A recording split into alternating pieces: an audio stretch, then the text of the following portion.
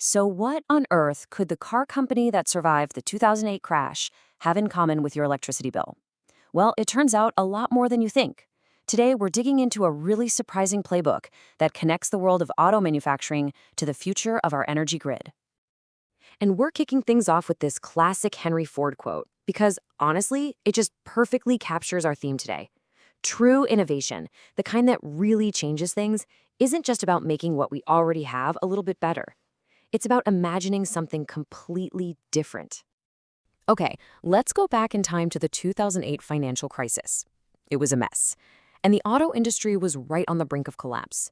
But in the middle of all that chaos, one major company, Ford, somehow managed to get through the storm without taking a government bailout. So the big question is, how'd they pull it off? Well, the answer wasn't some flashy new Super Bowl ad or a last-minute government check. Nope. The secret to their survival was actually an inside job. And this is the part that's so important. Ford's big comeback wasn't about a new car model. It was about a totally new way of thinking. See, before they could even think about fixing their products, they had to fix the company itself. They basically rebuilt their entire internal engine, reorganizing everything around 10 key operational areas. Ford's success really came from focusing on something called the 10 strategic operations areas. Now, I know that sounds super corporate and boring, but don't let the business speak fool you. This is basically a master plan for making any big, complicated organization actually, well, work. And that number, 10, is a big deal. It shows this wasn't just a quick fix or a Band-Aid. They systematically went in and re-engineered the whole business from the ground up. And here they are, all 10 of them. As you can see, this list covers, well, everything, from the stuff you make, to the people who make it, to the parts you need, all the way down to maintenance. It's a lot, I know. So to really get what they were doing, let's just zoom in on a couple of key examples.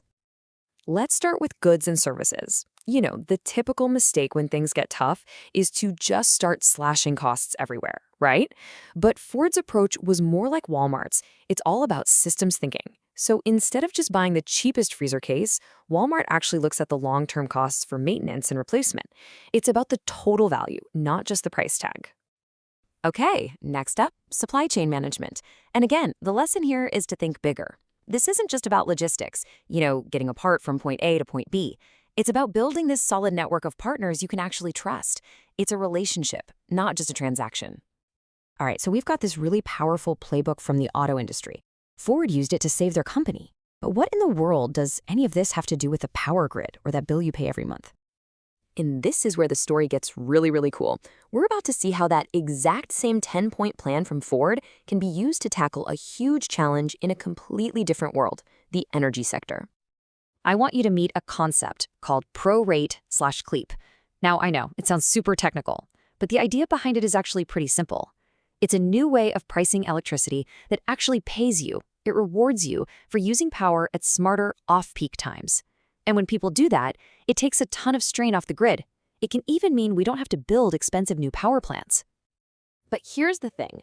A great idea is one thing. Actually making it happen is a whole other beast. It's a massive operational challenge. And it's right here, in all the messy details of how you actually do it, that Ford's playbook becomes the perfect roadmap.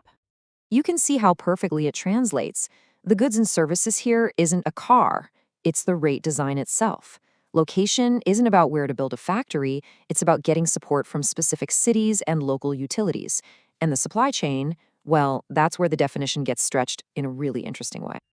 So what does this new kind of supply chain even look like? Well, using a real-world example from a grant application in New Orleans, you can see it's this huge coalition. You've got the city government, national labs, community groups, tech companies, all having to work together. This isn't a supply chain of parts. It's a supply chain of ideas, expertise, and political will.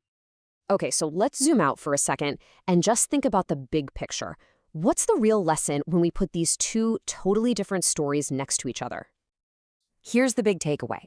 This whole thing, it isn't really about cars, and it's not even just about electricity. The real lesson is that a powerful, well-thought-out strategic framework can solve unbelievably complex problems in any industry. It's like a universal playbook for success. And that brings us to this great quote from Dwight Eisenhower. A rigid step-by-step plan can completely fall apart the second it hits the real world. But a strong process for planning, a framework for thinking through all the different pieces of the puzzle, that's what gives you the agility to adapt and win no matter what gets thrown at you. So that's the final thought I want to leave you with today. If a lesson from a car assembly line can help us build the energy grid of the future, just imagine what other world-changing answers are hiding out there, in the most unexpected places. Thanks for joining me.